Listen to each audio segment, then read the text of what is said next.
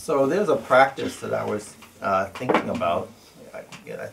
Started thinking about it yesterday, and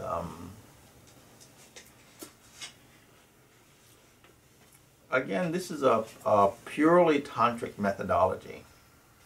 This is simple, but a little more complex, a little bit more sophisticated. But so everyone hears about various chakras of the body, which are just plexuses or places where a grand amount of energy crosses. But there's each plexus or each chakra has particular physical and psychodynamic properties. But it's there's a practice that helps you to. This is purely yogic practice. That helps you to acquire a different vision of the world and a different context of looking and experiencing the world by using the dynamics and the concentration and contemplation, both concentration and bija mantra in the context of the plexuses of the body, the chakras of the body. So there's thousands and thousands of chakras in the body, micro chakras and macro chakras. But everyone always talks about 7, macro ones. And really, we'll talk about 6 at this point. So at the root of the spine is the sacrum. And with each of these, you can always chant Om, Om, Om, Om, Om, because Om is the root of all mantras. All mantras manifest out of that one root sound. That's the first manifestation of vibration, Om. But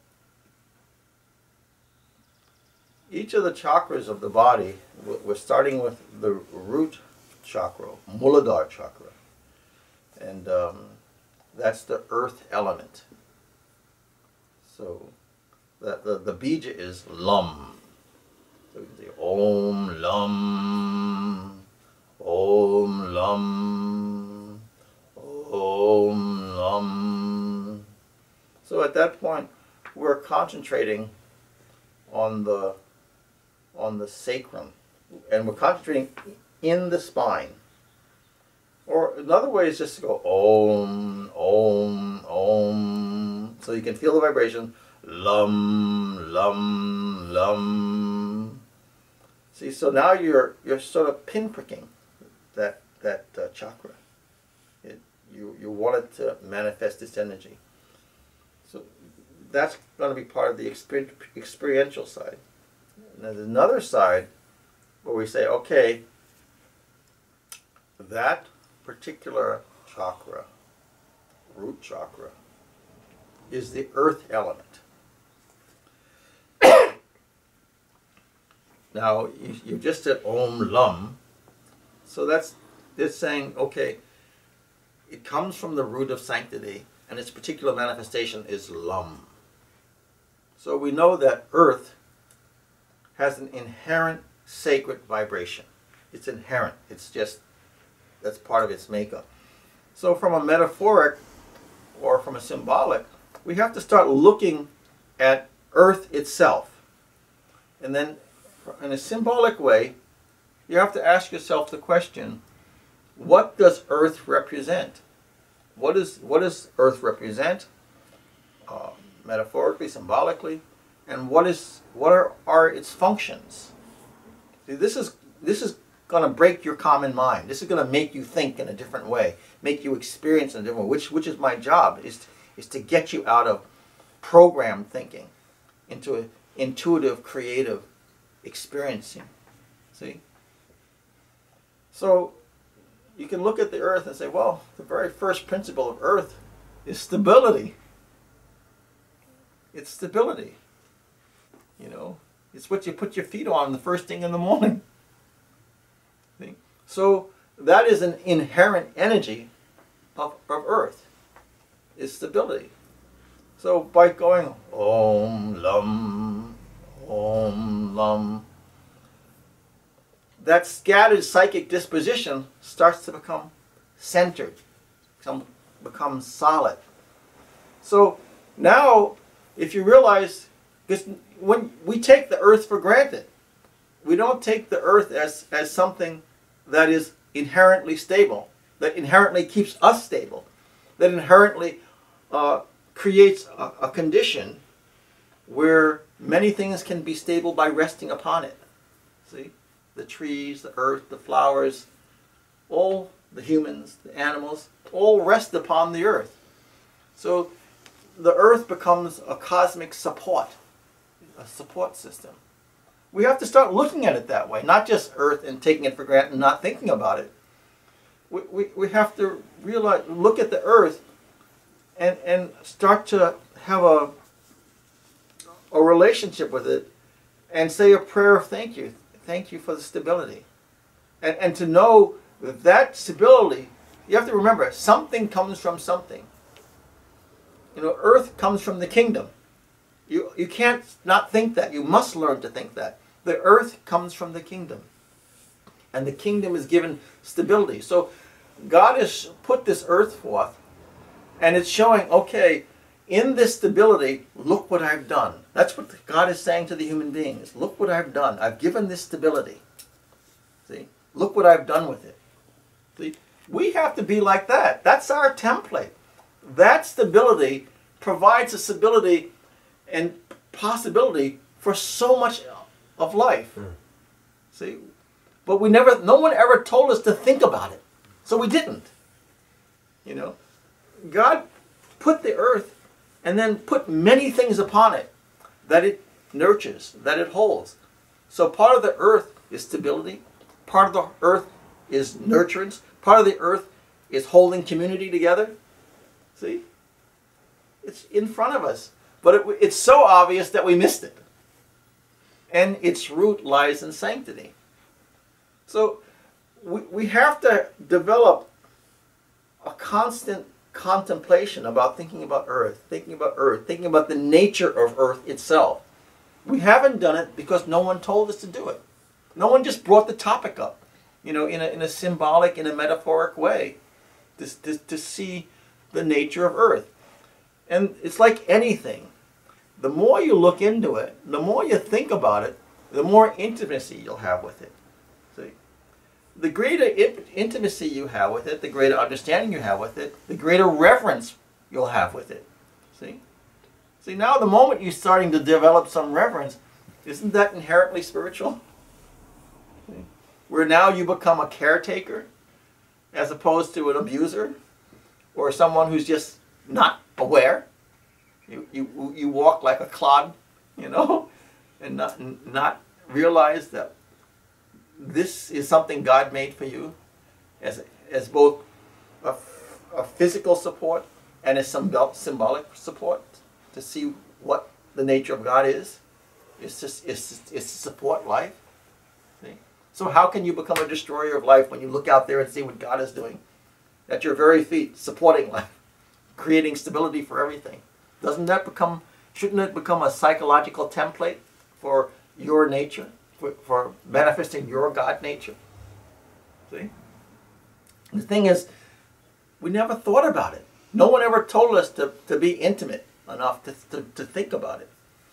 So we're going to go through a number of these chakras.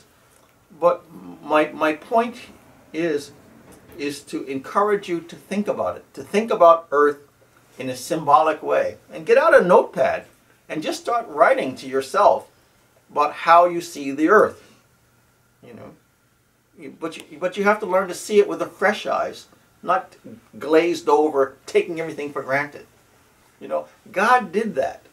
So if God did that, don't you think we should pay attention? What did God do? It's a template. It's a template.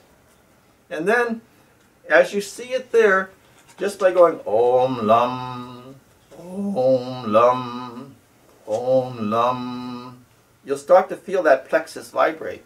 And then intuitively, over time, you'll have deeper and deeper experiences with the nature of stability, the nature of support. It'll just become part of your inner disposition. This is the inner alchemy. It's not that it's not there. It is there. It just has to be uncovered. You know, it's like me having, X amount of dollars in my wallet, but I never checked, so I didn't know it was there. So the teacher says, check, pay attention. And then you start this process of discovery. But no one ever told you to really, really think about it, to make it part of your contemplation, just as part of what you mull over during the day. So looking at the earth and thinking, what is the nature of the earth? What is the symbolism of the earth? What is the function of the earth? No one told you to take it that seriously, to make it part of your living contemplation. If you think about it, you'll be in the process of a discovery, and you'll be in the process of greater intimacy. Okay? So that's one element. You move to the next chakra, Swadhisthana chakra. We're dealing with the water element. Om Vam, Om Vam, Om Vam.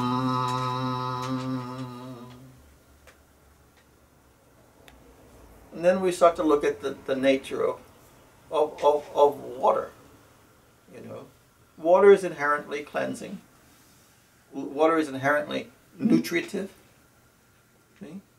Water is very changeable, mutable. You put it in a square cup, it's a square. You put it in a round cup, it's a round. So it easily changes forms. It's not bound by any one form. It can change.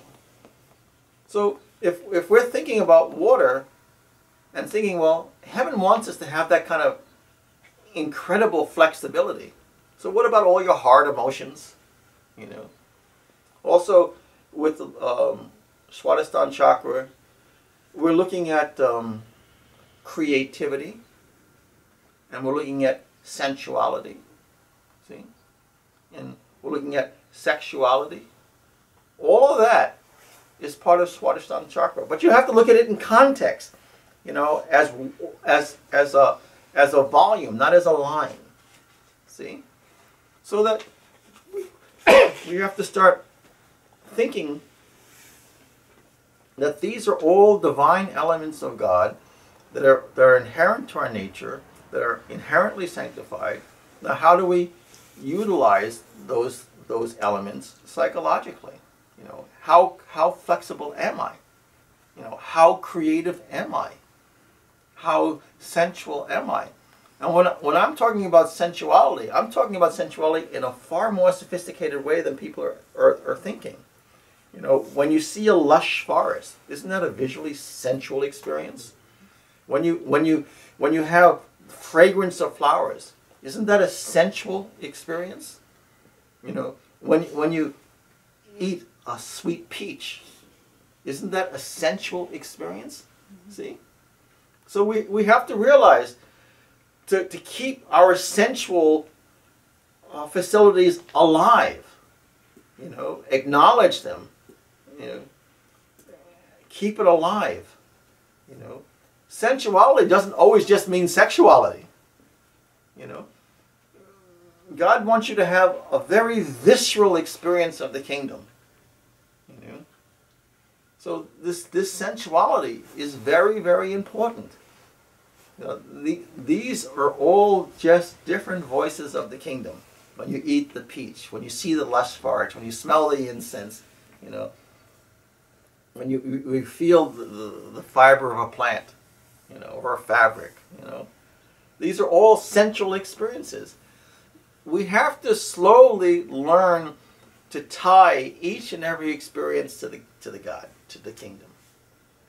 So instead of thing, that, we learn to tie it to the kingdom. Something comes from something. That sensual experience of eating a peach, that came from the kingdom. Now, won't that make you think differently about God? We never thought about it.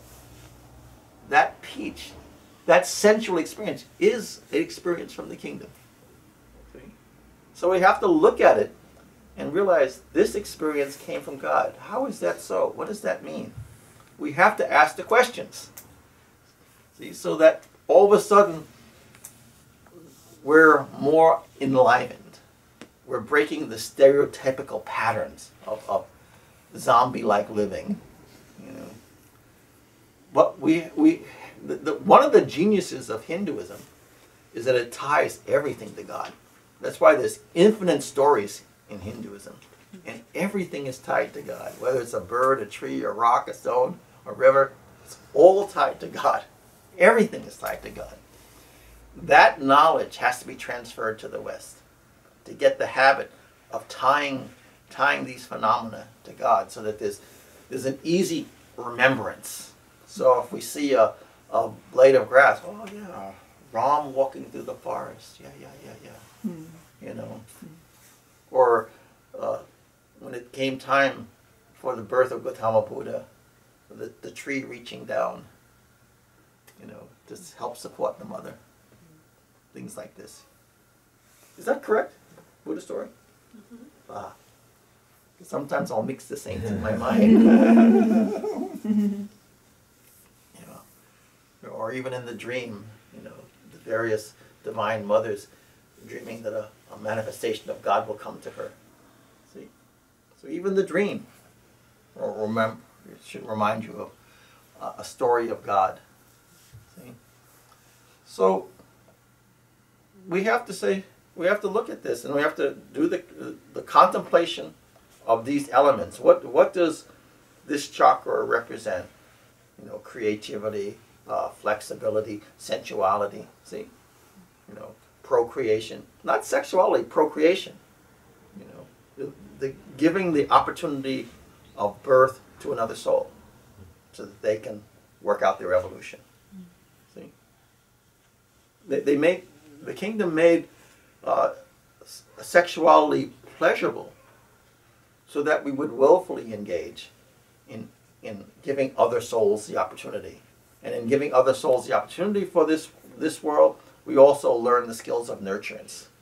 You know, taking care of them, maintaining them, birthing them out into the world. So that's Swadhisthana chakra. So again, we're trying to change the context of how we think about the world. That we have to acquire a reverence for water, for fluidity, for creativity. We have to acquire a reverence for it. We don't just take it for granted. See, again, you're becoming more alive when you're thinking about it in a deeper way. I suppose we drink the water, we wash our face, we take it for granted, we don't even think about it. We don't even think about it. We never really even experienced it. See? We don't even really experience it. It was something and next, something and the next. See? We didn't experience anything. It was dull. You know, almost dead. So then the next chakra, Manipura chakra, is fire. Fire is inherently purificatory. But then we say, well, think about fire, you know, symbolically. What does fire do? It warms, it brings warmth. See? It brings light. See? So we have to think about that. You know, so, you know, why did St. Francis, you know, because brother, sun, sister, moon, and at one point he was praying to the fire. He was badly burned, and he simply bowed in reverence, praying to the fire. Why? Because he remembered he had an intimacy with the fire. And he realized the fire is inherently divine. It's inherently divine. He had a purely tantric perspective. You know, he looked at everything as inherently divine. See? So he prayed before the fire, calling, and to show the intimacy, he refers to things as brother and sister. These different elements as brothers and sisters. Saying, this is just this kind of life form, this kind of life form. I'm one kind of... So he's realizing he's just part of the cadre of life forms, all coming out of the sacred. See? So again, so we have to look at fire as not just a thing, but something sacred. Agni. See? All these homas. You think all those pujas with all those fires and all those prayers going on, you don't think that fire has some sanctity? It's not just some thing? All these priests sitting around these fires? Think about it. No one asked you to think about it. No one forced you to think about it. So you just took it for granted. See? But that fire is inherently sacred. And it'll behoove you to realize that. You'll go a whole lot further in your evolution. So again, now the element of fire. We think about it in sacred as sacred, and we think about it in a symbolic and a metaphoric way. And by doing that, more intimacy. See? You know, we go to Anahat chakra, heart chakra, air element, you know, air, spaciousness. Again, spaciousness is inherently sacred. It's inherently a quality of God.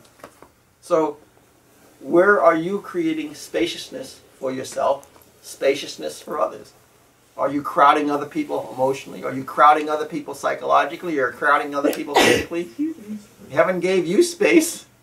Heaven gave all things space. So don't you think you should emulate that? Be open, spacious, you know. Are you crowding other people emotionally? Or are you allowing them to be? The space allows you to be creative in space. See?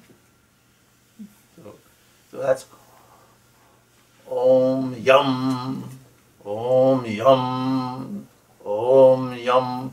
And you have to, again, learn to enter into the spine, and you have to learn to be two things: relaxed and you're highly concentrated. That's what engages the chakra to allow you to experience more.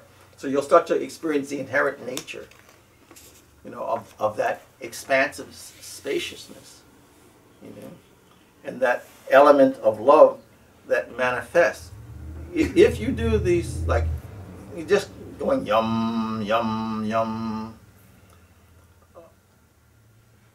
The moment you reach the Anahat chakra, heart chakra, from the moment your Shakti Kundalini can rise to that point, at that point, you've now moved from the fire element to air element. At that point, you're entering the condition or the realm of sanctity. You're developing the nature of a saint. The moment that the human being, Shakti Kundalini, can stabilize and hold that level of energy, you are becoming a saint. And as you become more stable in that, you become a full-blown saint. Full-blown saint. See? Each of these has particular qualities.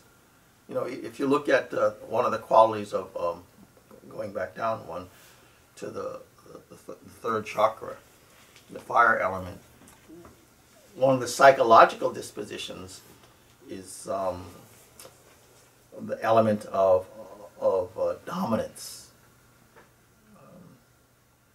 That element is part of the psychological nature. Dominance and submission, those are the psychological elements of that chakra. If you go to the second chakra, you're talking about fluidity and creativity. Okay? You go to the root chakra, you know, earth element, stability. Those are the issues. Like if someone's having, like, you know, fear and lack of stability problems, something's not right with the earth element in them. You see, you know, if they're having a very selfish heart, something's not right with the fourth chakra. There's a misapplication of the energy. Misapplication of the energy. That energy should be gracing everyone, not touching. See, There's a misapplication of the energy there. It's an inappropriate use of the energy. But by them chanting, if they go to the heart, yum, yum, om, yum, the more stability will come to the heart. And the more of the correct nature of the heart will be expressed. See? This is the healing that's done by bija mantra. And then you have to do the contemplation on the nature of spaciousness, the nature of graciousness, the nature of giving, altruism. See? So you ask yourself, how altruistic am I living? Am I being? See? This will bring healing and bring fullness and bring evolution to you. Then the throat chakra, hum, om hum. And that has to do with any form of communication, all the arts, like the playing of the flute and such. Hum, om hum. But so, in Krishna playing the flute, all of this, that chakra is like a divine symphony in a way. It's saying that all of existence desires and deserves pure expression. All existence desires and deserves pure expression. See? And that should be allowed. So are we respecting the expression of others? Are we hearing the voice of others? See? Are we allowing it to be unmolested? See? So in learning about that chakra, om hum, we learn to create space, to hear the expression of the creation, of all the human beings, of all the animals, of all the plants, to allow expression, see? Allow them their own, allow everything to have its voice, and to respect the voice of everything, see? How much do we close our ears to just this or just that, see? As opposed to allowing the expression of everything, that it has its place, see? That it's a community, that the voice of the world is a community of expression, see? And that we have to respect it, let it be, see? And be present, to be able to hear the voice of creation, you know, coming through the trees, coming through the humans, coming through the animals. Allow everything to have its voice with reverence. See? That'll change the political world. You know. And then you go above that, you know, to the third eye. And that is where the voice of God and the command of God is direct. The moment a person can centralize their attention here and become profound and still, then they enter a whole other realm where they hear the voice of God directly. So in that, you become a pure agent or a pure tool of the kingdom. A pure tool of the kingdom. You're taking the directive and you're delivering the directive without any manipulation, no human intervention. You're purely an agent of the reality. When you reach here, the heart, of course, the kingdom is coming into you and flowing through you, but it's not perfect. It's not perfect. Very, very good, highly refined, sanctified, yes. Not perfect. But here, perfect. Perfect. Perfect. See? So that means when the soul reaches here, the Shakti Kundalini rises to this place, this point. It means perfect expression of the will of God. Perfect expression of the will of God. Not manipulated by the human condition. See?